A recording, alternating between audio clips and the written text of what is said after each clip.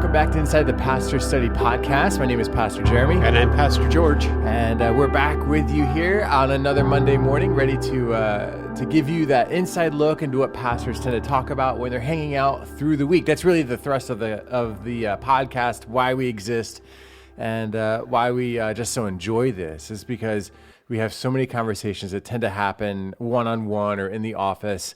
And we think, man, it would be great if some of our congregation could participate in this or just hear this conversation, because some of these things are great conversations and great things to think through, but there's not really a great environment for them in like the regular heartbeat of church. And so that's where we are. That's what brings us here to this point where we can have some of these conversations and think through some of these things they're not necessarily finished thoughts, and they're not necessarily things that are refined, but just like a process of conversation, and you get to ride along with us on them.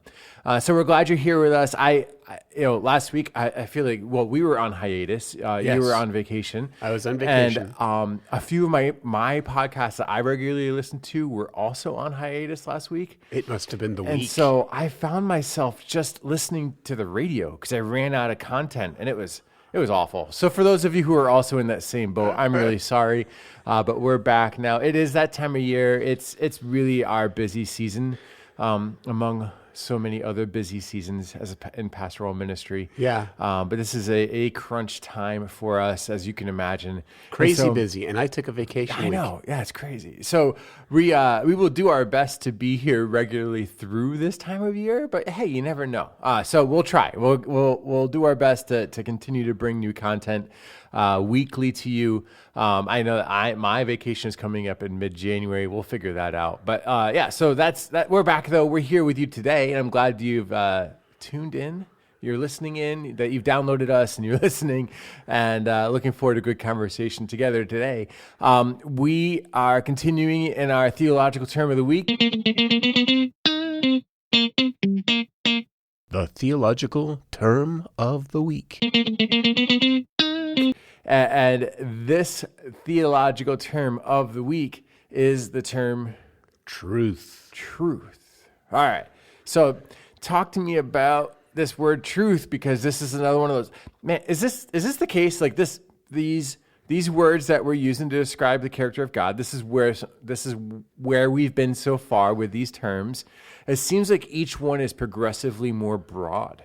Yes. Yeah, that's true. They are. They are. And so we're hitting this term truth, which is just a massive topic, and it hits all of these different areas of conversation. So I'm kind of curious to see where we end up with this one. So we'll try not to take the entire podcast to discuss truth. But when it comes to like using this term theologically and accurately and truthfully, like what would be our like formal definition? What are we working with here when we talk about truth? Man, I think that what we really need to identify is that truth is all of the things that agree with God, because God is true. So to be true, for example, is to be on target and to be accurate. That's the concept that you see quite often. For example, if you need to level out a table or something like that, the process is actually called truing. So what you have to do is when you're talking about truth is you are bringing it up to its proper standard and making it measure the way it should measure. So God is true in everything. In fact, we all know Jesus' statement in John 14 where he says that he is the truth. And you also go back to Jesus' statement in John 17 where he extends that concept by saying that God is true, but then he goes on in John 17:17 to say that your word, the Bible, is truth. So everything that comes out of the mouth of God is true and right and is at the right standard. Yeah. I'm a cyclist, and one of the ways that we use this word truing is when we're talking about wheels. And a wheel is true when it runs perfectly round. We've all seen like perhaps a bike wheel that has a wobble in it, and the process of repairing that wobble back to in round and also in line is the term truing. Yes. And the tool is actually a truing stand. So these are things that you use to try and make sure that your wheel works correctly. Yes. There's That's the point, right? Yeah. It makes life work correctly when we are operating on truth. Yeah, I was also thinking this in terms of shooting sports. So when I take my my rifle to the range and I sight in my scope, there are like actually two terms that we use in shooting. There's accuracy, which we just talked about, and there's also precision, and those are two separate concepts, right? And they both connect to the concept of truth. Yeah. So something with high accuracy would be that I have to think about this. I want to make sure I get it right. I actually pulled it up here on Google just to make sure. So accuracy is if I'm looking at a bullseye, all of my rounds will hit the bullseye. Okay. Okay. Precision is when I will shoot my rifle in a group of maybe I'll fire 3 rounds, and my rifle is precise if all 3 of those rounds are touching one another on the target.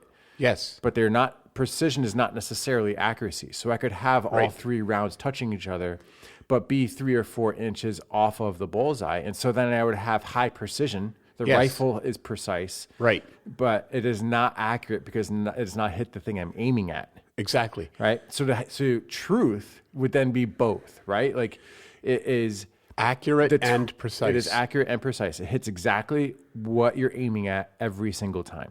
Yes. Yeah. And those are important because a couple of things. Let's lay out a couple of principles here.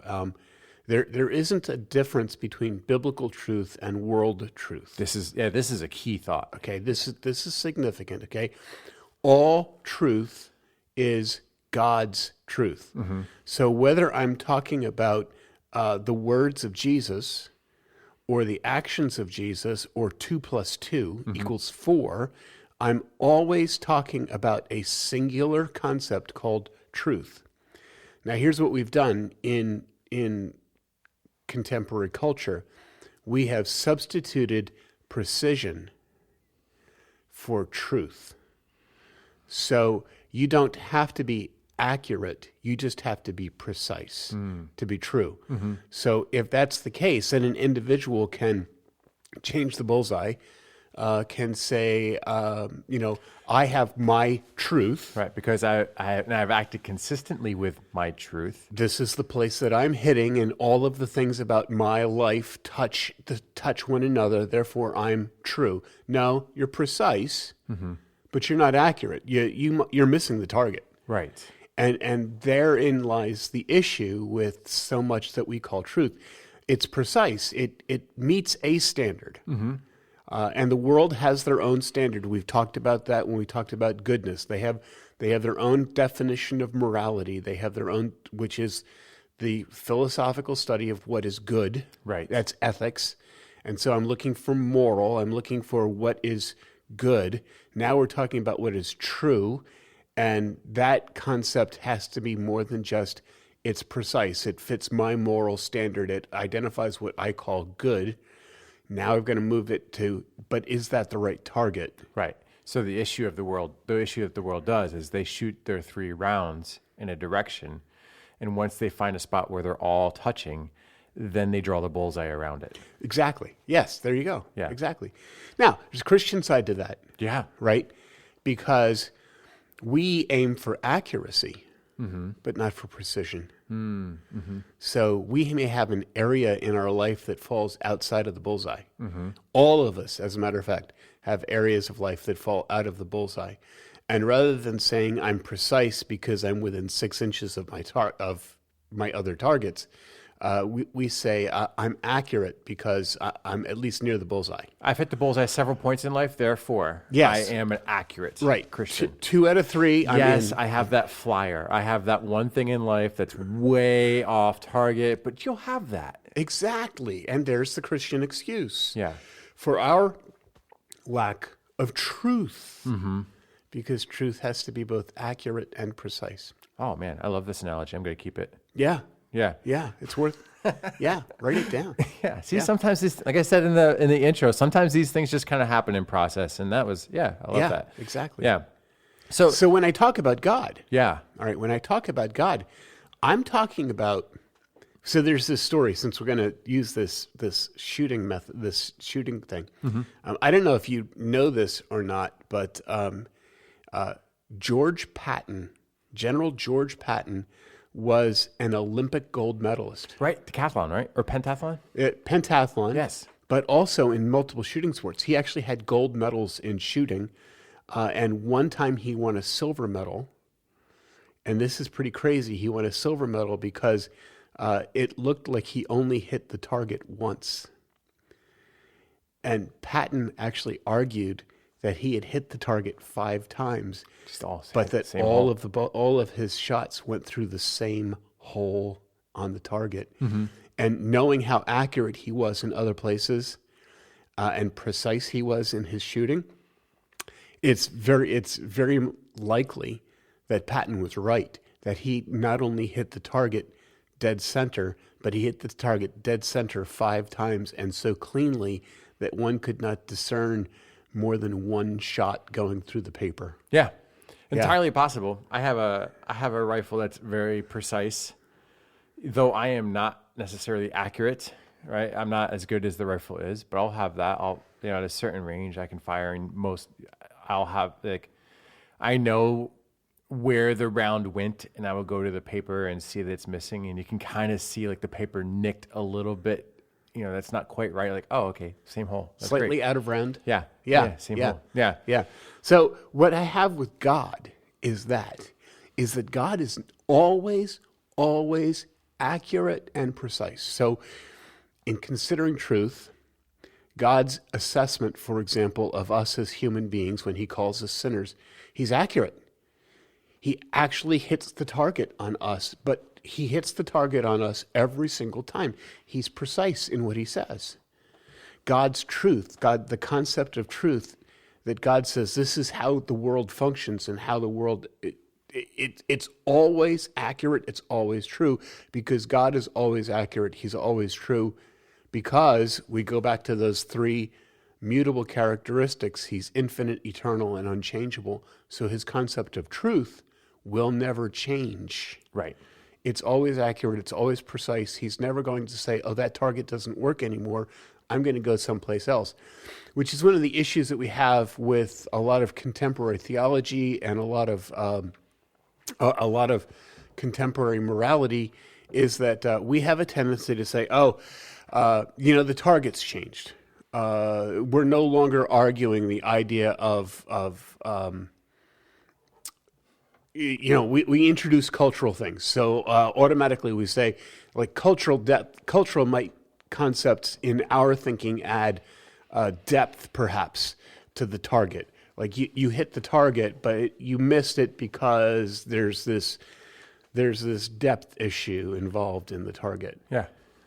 And that's, I guess I have to say that's kind of where we miss, where culture is taking Scripture in a lot of ways, is that we're, instead of saying, well, God hits the target 100% of the time in 100% of places, we move the target back. We're like, okay, I'm going to move the target back 20 yards, because if God hits the target at 20 yards every time, every place, surely if I move it back 20 yards, the bullet will fall, or it won't true, or it'll be out of round, or surely it will miss because I've moved the target. Mm-hmm. And that's where we continue to be with this concept of truth in our culture, is we say, if I move the target, God will no longer be accurate or precise. Yeah, or God would have landed his round here.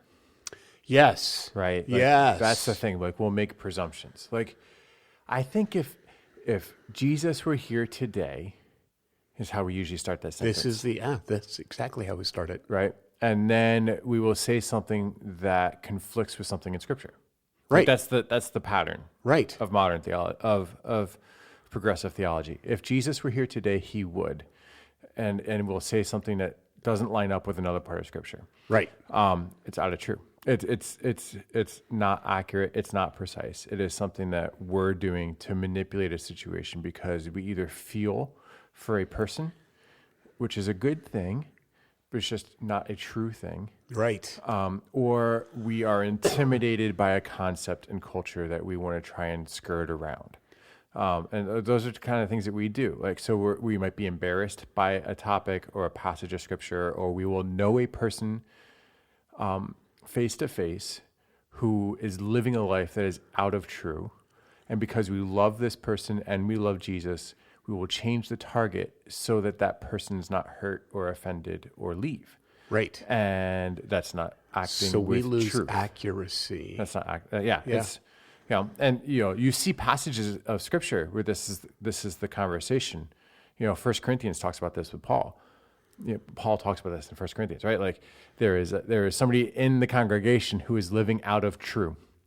In incest, as a matter of fact. Yeah. And his statement is basically, you don't change the pattern of truth because this person is within your community. You need to exercise accuracy and precision when you deal with this person, even when they are in your community. And if they will not come to the standard of truth, then they're no longer on target and you need to say goodbye. Right. With the effort, and he says this later, like the heart is that this person would come back into truth, not that you would actually chase them away. Yeah. Right. Yeah. So, but we miss that. We do. We skip over 1 Corinthians. Right. And because it's hard. It's because it's hard. Exactly. It's hard to be accurate and precise. It's interesting you bring up that illustration because there's a similar circumstance in the life of Martin Luther. Martin Luther was, he never actually pursued breaking off from the Roman Catholic Church. His objective was to reform it, to change it from within, and so that it would align with Scripture. But an interesting thing happens in the later years of the Reform after Luther finally gives up on the church, and after he says, "Well, we're gonna go in a different direction."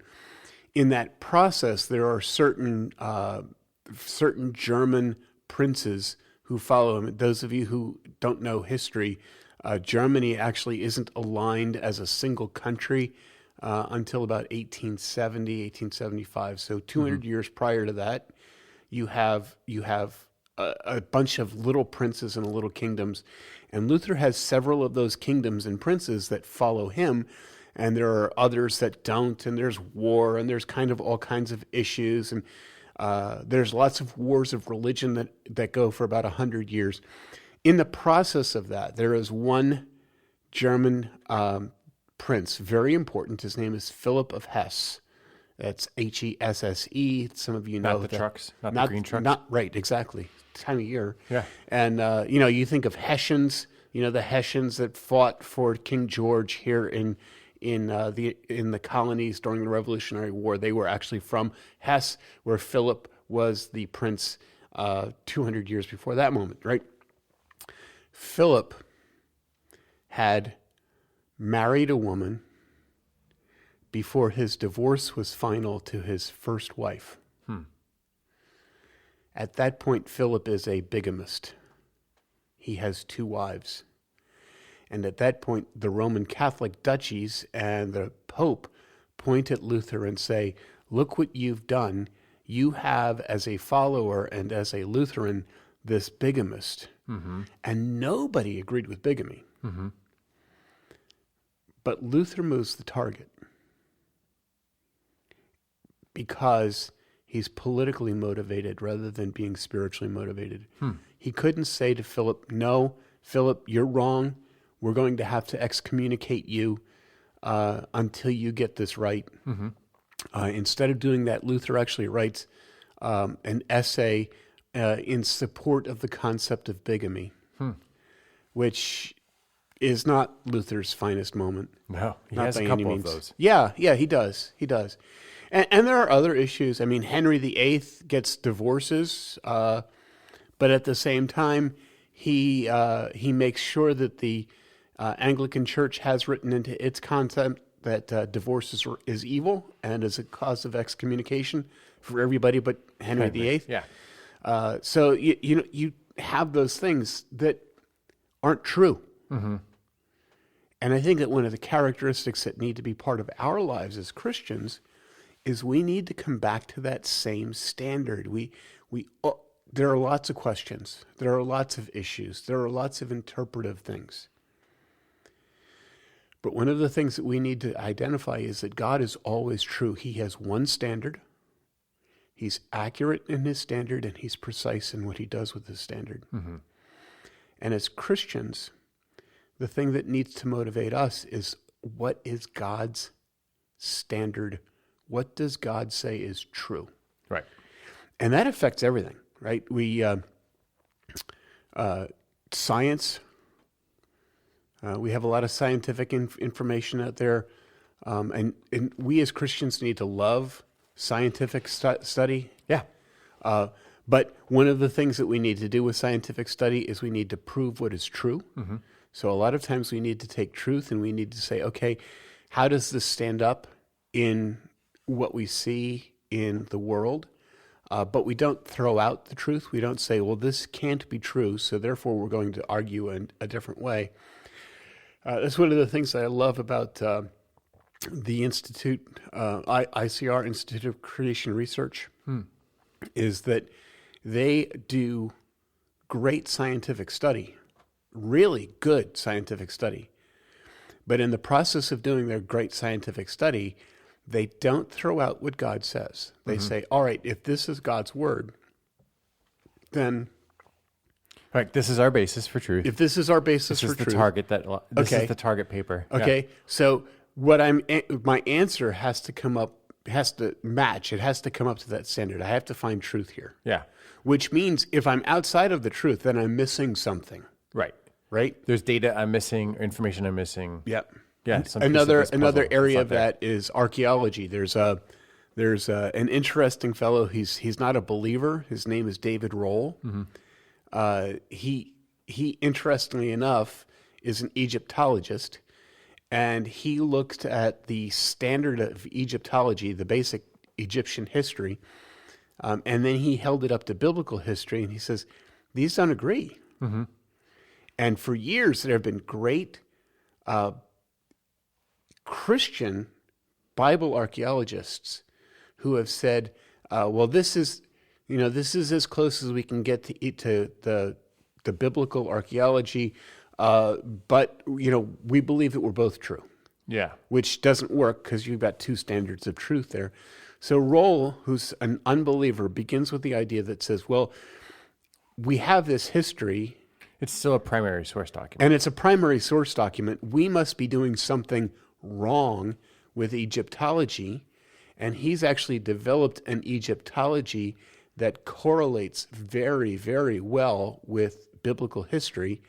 And he's rejected within the Egyptology community because what he's done is he's changed Egyptian history to align with biblical history. And they say, well, you can't do that. Right. Even though the Bible is a stronger historical document than what we have from Egyptology, they're offended by Roll because of his new Yeah, and his new method. I think we've talked about him before. We've talked about this idea before too, right? Like it's all about what is your basis and what your standard is. And if you start with the given that Scripture is true, then it's going to inform how you process information. And if you start with the given that Scripture is a myth by a particular group of people, among many myths of people that we don't quite know, and all of them are unreliable, then we have to find a different standard of truth. And so we'll invent a standard and then use that as the standard. And then that's always shaky. And so that's the problem. And so what we're advocating for is we're talking about this concept of biblical truth or God as truth, with a capital T, like that is his title and his name. Yes. Then it informs everything else in life. So, and as a Christian, it really is our responsibility to live our lives with this concept that God is capital T truth, and all truth is God's truth. It belongs to him. It is by him and for him and through him. And which is why it means it is also why unbelievers, because this is in the category of characteristics that transfer to everybody who's made in his image. It's why unbelievers can find truth that is reliable. Desire truth. And desire, all of those things. Yes. It's why all of those things can work. It's why there are brilliant mathematicians who have no interest in God, because they've still discovered truth created by God and made by God and leading to God. They just can't. They've just gone the wrong direction, but truth is still truth. So they can find it. And here's the twisting on that, because we know what truth is, and because we are created in God's image, one of the greatest fallacies of life, of humanity, is that we will say to ourselves, I am the definition of truth. Right, because we'll want that characteristic Exactly. on our own instead of ascribing it to God, who it belongs to. Right. We'll make our own decision of what accuracy and precision are, and put them into our lives. Yeah. Yeah. Yeah. Yeah. Well, we don't want to spend the whole podcast on truth. I warned you earlier that that's a possibility, but we'll pause the idea there and wrap up that segment of our theological term of the week. The theological term of the week. Now, we have been teasing an idea for a while that I think we're finding the space that we can kind of come back to. We were having this discussion several weeks ago about justice. We were working through the beginning of the book of Joshua, and using that as a footprint for this concept of justice. Working through things like just war and how all it works. And one of the conversations that we started going down but didn't have time to finish was this idea of how we deal with sin. And out of that comes two terms that often get used interchangeably, but we don't believe are interchangeable words. No. And those are the words punishment and discipline. Right. They're not. They're in the same category, I guess, but they're not synonyms. So let's talk about those two terms and what they mean. Okay. So I think that discipline comes from the Greek word meaning to teach, to disciple. Mm-hmm. We are disciples of Jesus because we are to go into all of the world and make disciples, to make people who are learners, who are able to be taught, who are structured, if you will, in our lives. So when I talk about discipline, when we talk about discipline as Christians, we're talking about the idea of those things which give us structure or develop us in our life and in our thinking. Mm-hmm. So, for example, you are a triathlete. You have disciplined your body. You go through a huge, massive training regimen to get to a place where you can do crazy numbers of miles, both running, riding, and swimming. And it's not easy. No, and it can be punishing if I don't have a discipline. Exactly. So, but you're attempting to get to some place in your life. You're building muscle. You're building endurance. You're building stamina. I don't know. Those are probably the same words, but you're building stuff in your life. So the concept of discipline has in it the concept of build. Yeah, it's got like this. It's like this iterative process, something that happens with consistency, that leads you in a certain direction and prepares you for a certain thing. True, right? and it may the iteration of it may actually be singular. True. Like a moment that is discipline. Sure, a disciplinary moment might be, as a child putting your hand on a hot stove and realizing this is what hot is. I'm not touching that anymore. Mm-hmm. So then that's actually, I feel like that analogy gives us a place where these two terms overlap if we're doing like the little Venn diagram. Okay. Right. So the actual pain that you would get from laying your hand on that hot stove would be punishment. Yes. And then the discipline comes because that punishment reminded you well enough that you can walk away from it with a lesson learned and a life changed. That's true. That's right? true. Yes. So I feel like there's an overlap. There is an overlap in these terms on occasion. Yes. Yeah. Right? And I feel like the idea of punishment, rather than being this thing that is a process that leads you in a direction, is a quick momentary action that is a consequence for a behavior. So this is an open rabbit trail because it's a great idea. I like that. It kind of reminds me of John Dewey, the pragmatist educator, who said that experience isn't the best teacher, but she's a hard one. Yeah. Right. And that goes somewhat here into my learning style and how I learn, how individuals learn. So there are those who are experiential learners, and they will always, always, always put themselves into pain and punishment because their experience is painful. It can be very painful. And it's their experience that teaches them, not perhaps the experience of others. I think the book of Ecclesiastes, for example, is written by Solomon to say, here, I'm going to do all of the experiential learning for you. And if you'll be wise, You can just watch it instead of you live can it. just watch what I do, Yeah. the pain that I'm going to put myself through on your behalf in this experiential experiment.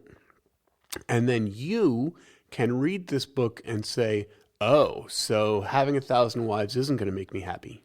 This is like the guy who invented Vaseline, right?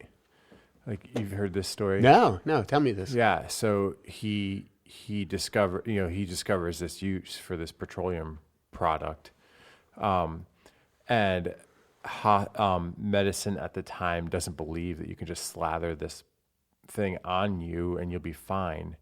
And so he actually subjects himself to all sorts of wounds and uses his product, Vaseline, to treat those wounds. Oh, yeah. And then he demonstrates this by living it to medicine around him, and it becomes this accepted thing. So he subjects himself to burning and to cuts and to abrasions and all of these things that he says it's good for, and like proves it by showing it to others, and it becomes adopted as a great product. Yeah. Oh, good Yeah. concept. Yeah, exactly. You didn't know that, huh? No, I didn't. Oh, Good. man. Woohoo, I found something. Yeah. All There right. you go. So that's the thing. So discipline comes in multiple ways. I don't have to put my hand on a stove. I have actually never, ever in my life put my hand on a stove because quite honestly, I'm not an experiential learner. I'm more than willing to learn from the experiences of others. So I've seen it, I've heard it.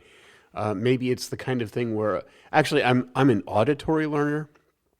So podcasts, for example, even though I am not a strong imbiber in podcasts, Yeah, we've I had keep this sending conversation. these to you, and you keep not listening to them. Yeah. But I mean, to me, I'm an auditory learner, so it doesn't matter. You can write stuff on boards. You can give me a book to read, and listen. I'm a reader, but it's what I hear that I remember, and so that's my learning style. So if somebody said to me, stoves are hot, don't touch them, that's probably all that I need because I would catalog that in my brain. It's something that I've learned, right? I think the experiential learner is the kind of person who has to manipulate things. They have to actually put their hands, fingers on it. The sense that they learn most with is their sense of touch. Right. So they are experiential. They actually have tactile experience for them to grasp. Like a guy like Thomas, perhaps. Right. Yeah. Right. Exactly. Yeah. So we're on this rabbit trail. But I want to bring it back to this conversation on Sure, go discipline ahead, try and that. punishment, Yeah. right? So, so I think we've defined these a bit now as saying so punishment is a consequence, so to speak, Yes. and discipline is a pattern of teaching, or a lifestyle pattern that has a purpose. Are those So punishment, decent? I think that punishment comes when there is no more discipline. So you've run the course on discipline, or you've not run the course. Would an ignorance of discipline lead to punishment? Sort of. Okay. So here's one of my favorite verses. This is a verse that changed my life. Ooh. Yeah. It's Proverbs 29:1, which says, "He who remains stiff-necked after many rebukes, will suddenly be broken, and that without remedy. And therein, in that one verse, lies all of the essence of discipline and punishment. Because you begin with this concept of rebuke. I'm going to rebuke you. Multiple times. I'm going to teach you. I'm going to show you what needs to be done. No, don't do it this way. Do it this way. Which, again, even I've just used a word that we don't necessarily like to use in education is the word no. And there's value to the word no. No, don't do it that way. Don't, I'm left-handed. I have a terrible time handwriting. My handwriting has always been ugly. And I had teachers in second and third grade who would say to me, actually, the thing I remember most was in kindergarten being taught how to write my numbers. And I have a very unusual way of writing the number 9 because with my left hand, I have never actually figured out how to write the number 9. And those of you who are right-handed, you are currently struggling with this because you're saying, what do you mean? The correct way to write the number 9 is to start at the top of the loop, come down around, and then bring it back down again. I just saw the way you did it, and you did it wrong. I did. Yes. Interesting. Yeah, I'm writing it on my iPad right now. Yeah. Okay. So I'm also left-handed. Is that it? See. So I have never actually been able to connect that. So I remember my kindergarten teacher, Mrs. Niedenstein. Wow.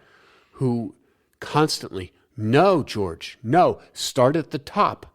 And I would start at the bottom of the loop and just kind of close it down. No, I was doing it wrong. I had to, and over and over and over again. And there are certain things like that I just do because I can't manipulate it from my left-handed brain.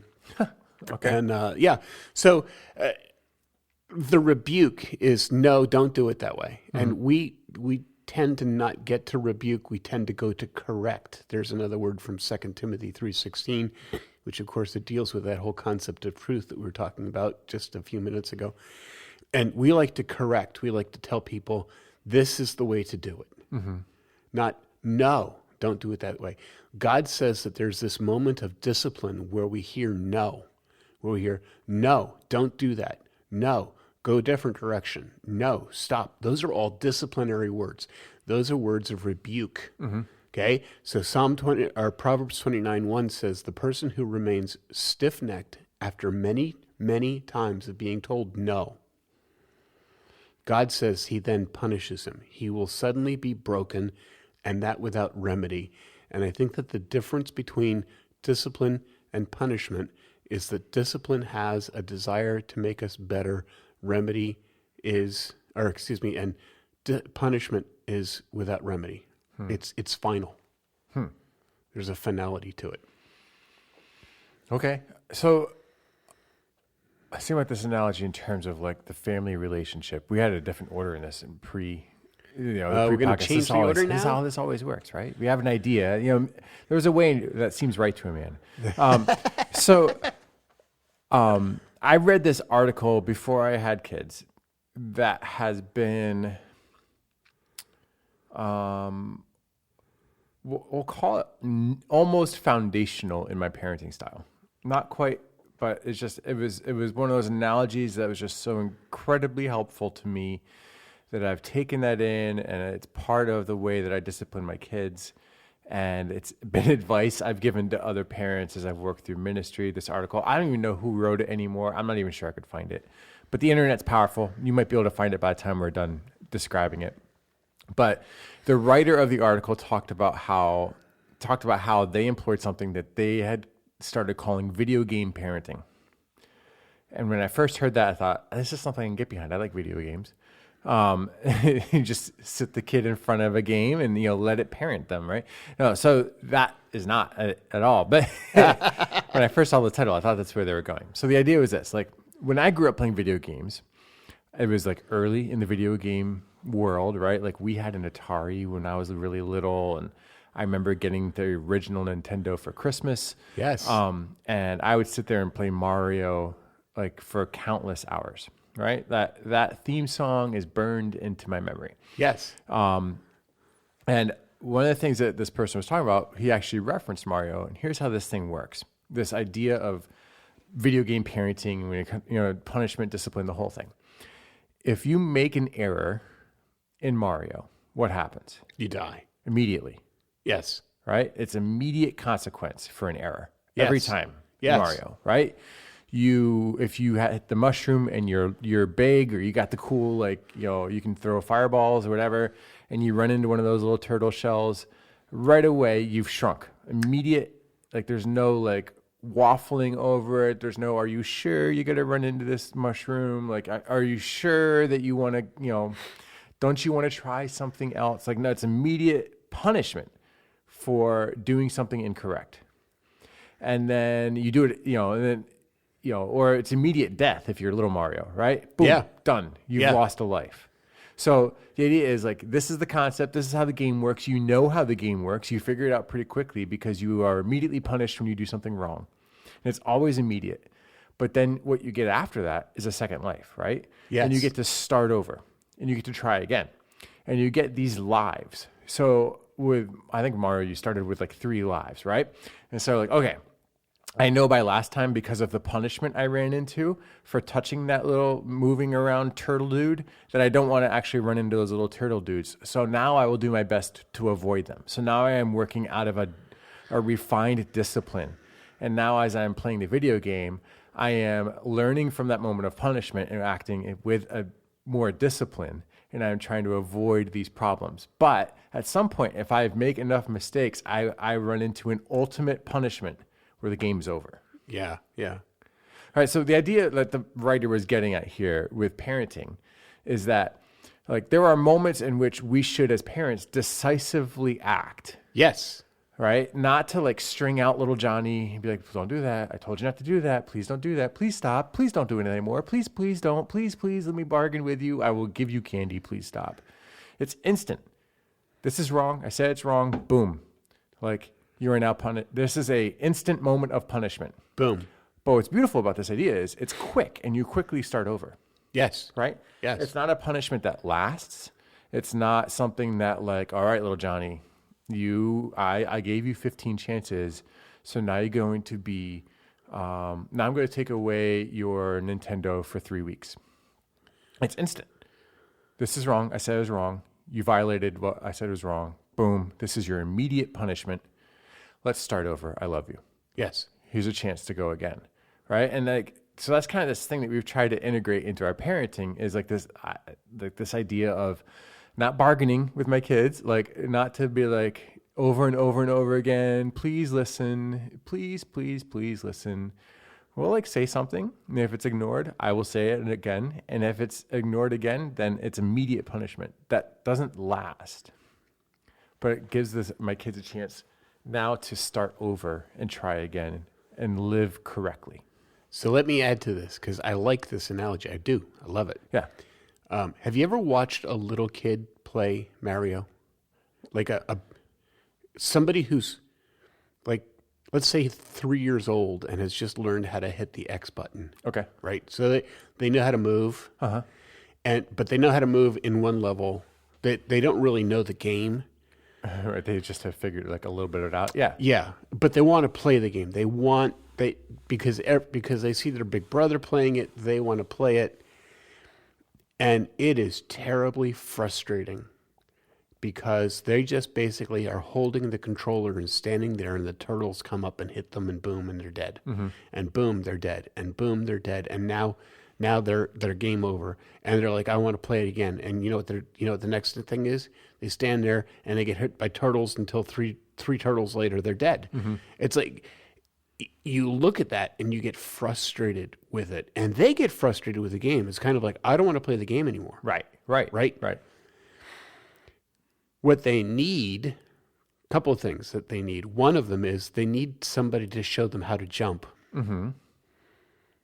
So that's part of the disciplinary process. Right. So a couple of things is, one is I don't hold a person accountable for stuff that they don't know. Or they're incapable of knowing, yeah. right?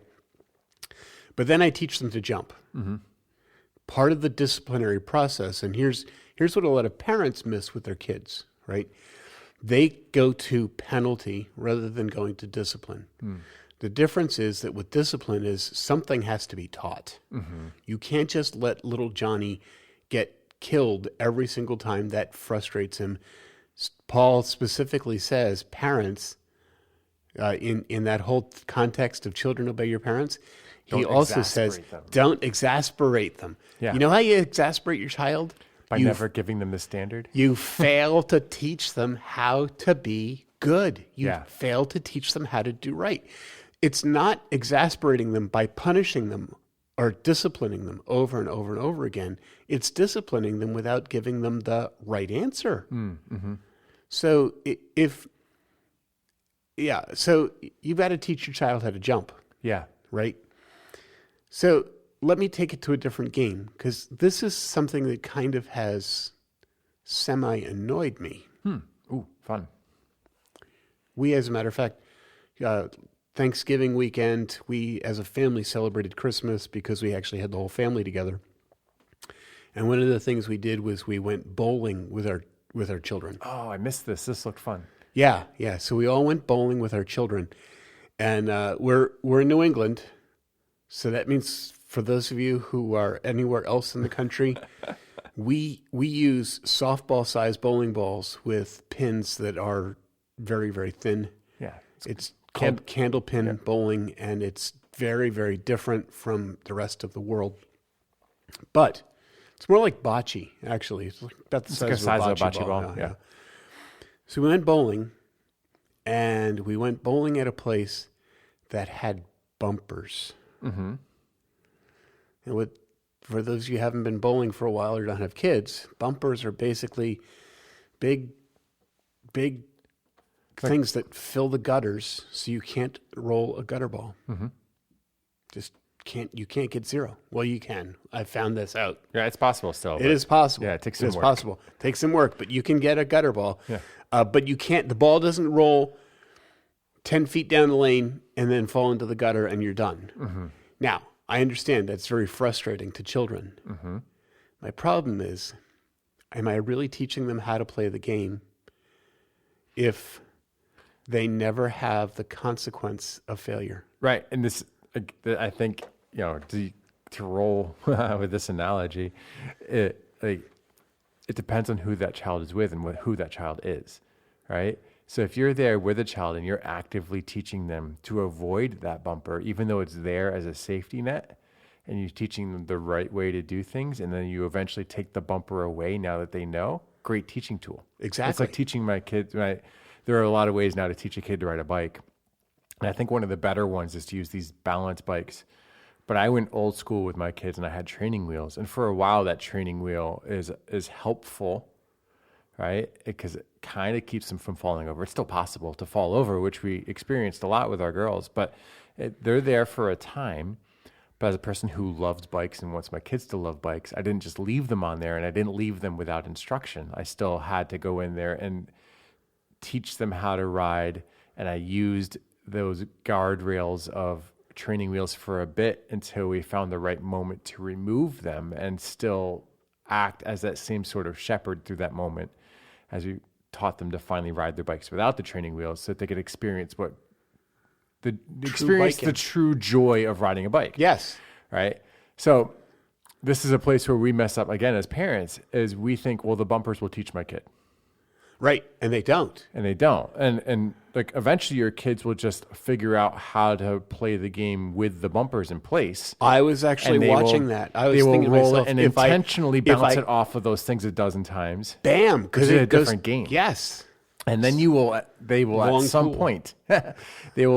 point end up in a place where the bumpers are gone and they won't know how to play the game properly because they've never been properly disciplined in how to play it. And this is the game of life, which we've now jumped into. Right. Because you've never taught your kid what the right thing is in life. You've just thought that the net would do its own job of teaching them how to do it, and you didn't have to. And then they become disciplinary problems for the culture because they have been living all of their life bouncing off of the safety nets of life.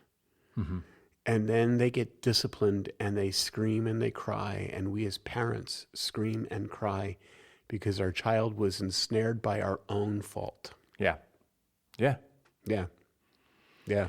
Yeah. And I think that is a massive cultural problem that we expect outside forces to do the disciplining of our children for us. Definitely.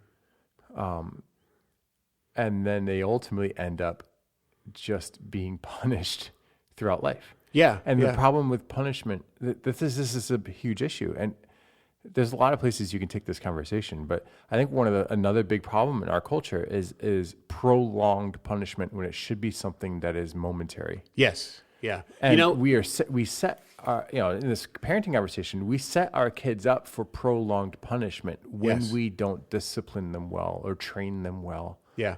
Yeah. Yeah. Interesting.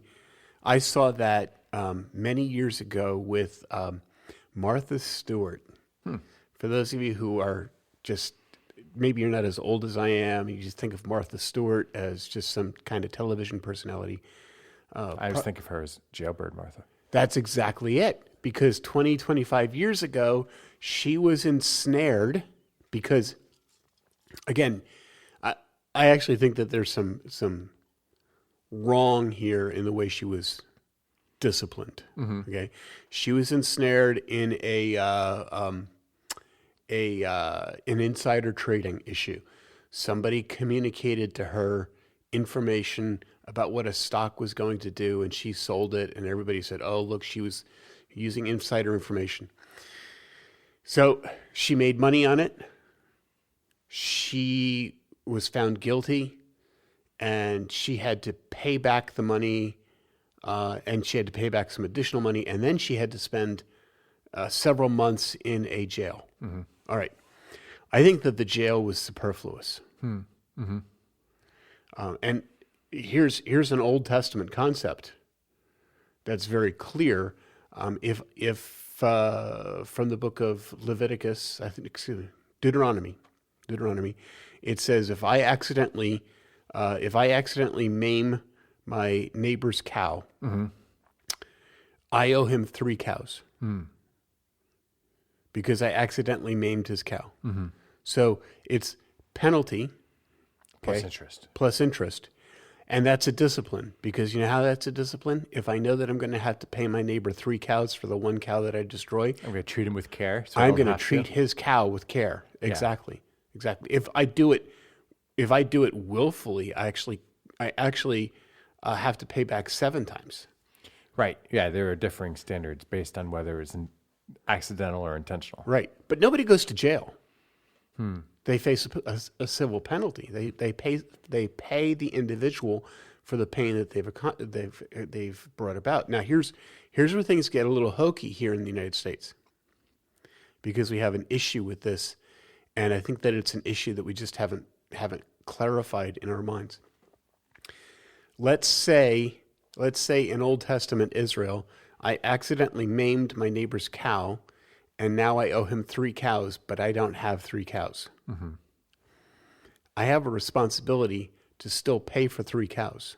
And the way I'm going to pay for those 3 cows, if I don't have it and I can't make it work, is I'm either going to put myself into slavery for 6 years, or put a child or relative in my household under slavery for 6 years to pay back the penalty of the lost cow.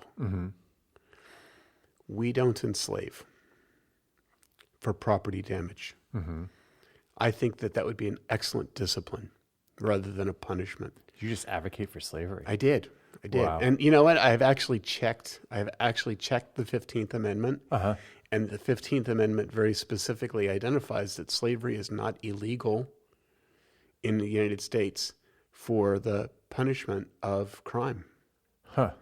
So what you could say is, let's say we had a situation in our family 25 years ago, where an individual stole a car that we owned as a family, and then he destroyed that car. And then to add insult to injury, we had to pay the penalty of actually pay the towing on that car, And so we lost a car. There were like police impound, you had fees you Police had to pay. impound fees that we had to pay. There was my one son actually had a difficulty with his job because he actually used that car in pizza delivery. Yeah. Right. So now he was out of work for a bit. All of these damages, right? So the young man that stole that car went to jail. We didn't get anything out of it. As a matter of fact, we ended up we were able to file a financial impact study with the state that said this individual cost us money. Mm-hmm. And the state said, okay, when he gets out of prison in 7 years, we'll file the impact study.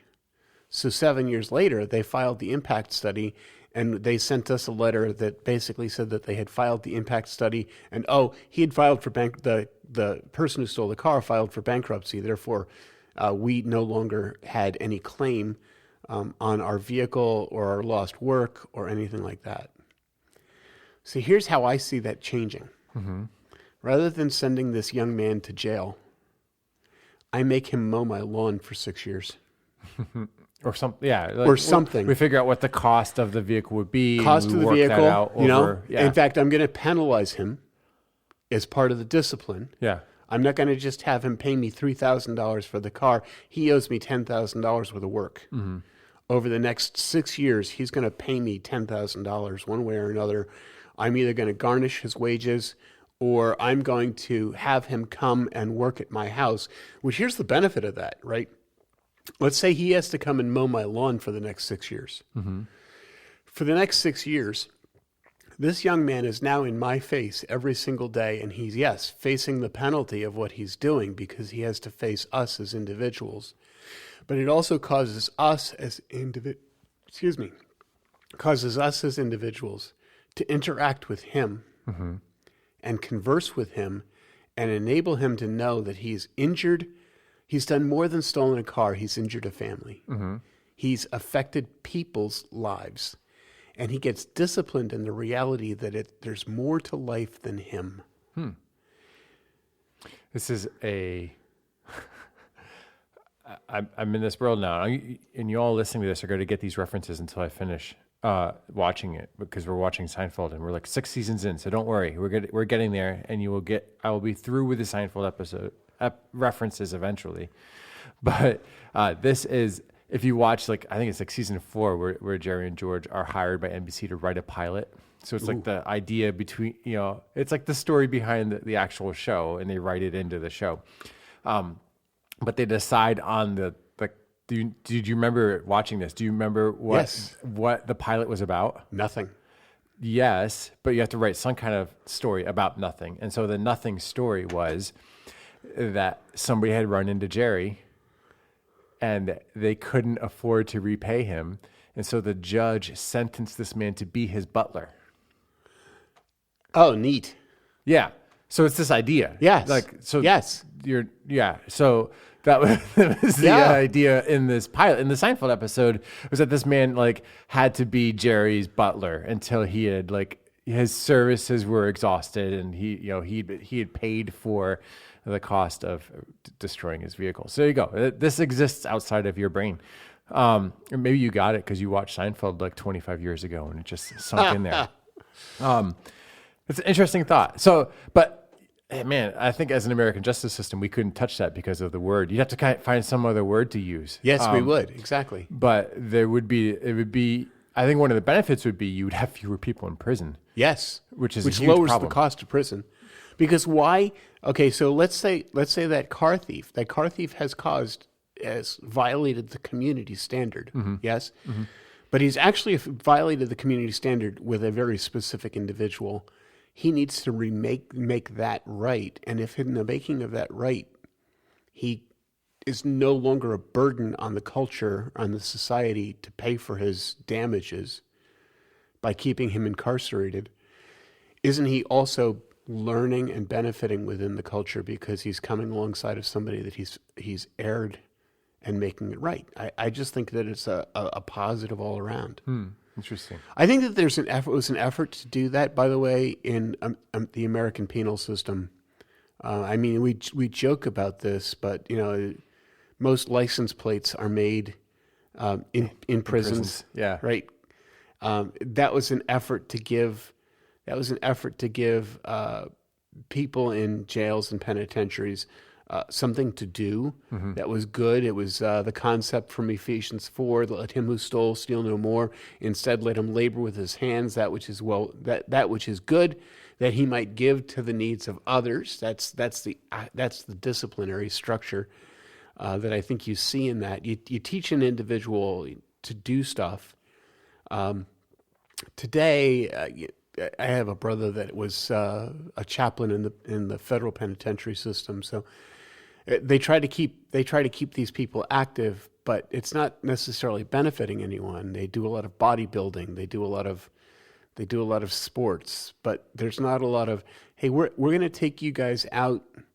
As awful as this sounds, and as cool hand Luke as it sounds, we're going to take you guys out and make you break some rocks, or straighten out a road, or something like that. We're going to actually have you labor, and then the labor that you're getting is going to pay for your stay here at the jail, or the labor that you're giving us is going to pay that store owner back that you armed robberied. Mm-hmm. Or at the very, I'm not sure that's right. Yeah. Or at the very least, you're going to provide some sort of benefit to the society instead of just continuing to take from it. Right. Yeah. It's a tough topic. We just kind of scratching the surface on this, but I think the idea here is that in all of these different places, that there is a bit of a difference between these two terms, punishment and discipline, and it's worth thinking through, both on the immediate level of like our own personal disciplines. There's great books to read on that, by the way. If you're talking about like developing a lifestyle of spiritual discipline, yes, where you are walking more carefully in this way of Jesus and trying to live more like him, and things to implement into your life that may be hard but will lead you to a deeper walk with him. That's an avenue we really didn't get to walk down, but there are people like Dallas Willard and Richard Foster that are worth checking into if that's interesting to you. Both good books. But then this idea also of disciplining our children as parents, man, that's a huge one that we hit at the surface. If it's something you're interested in thinking through more, or asking more questions on, or having a deeper conversation on, we'd love to chat with you about that. Just to walk those things through. I don't want to come off sounding as the authority, like I have the way of doing a thing, when it's not something that's specifically written in Scripture. And this is definitely one of those topics, and I'm open to hearing the way you've done this in your own household. But yeah, that's an idea there. And then as a society, how we handle punishment versus discipline, all of these things exist out there. Ultimately, we want to be a people who function with God's sense of justice. Yes. That we don't want people to stay in a perpetual state of punishment. We would want people to learn and operate with self-discipline, and ultimately pursue a lifestyle that is glorifying to him. And avoid ultimate punishment. And ultimately, and avoid that ultimate punishment of separation from him. Mm-hmm. So a lot in this topic, but we've run out of time, and so we'll have to come back to it maybe another day. But we're glad that you have put in the discipline of sitting through and listening to us. Where hopefully you're not being punished by traffic, or us. But we'll hope to see you back here soon. Next time, thanks for tuning in. We'll see you soon. You have been listening to Inside the Pastor Study podcast with Pastors George and Jeremy Stevens.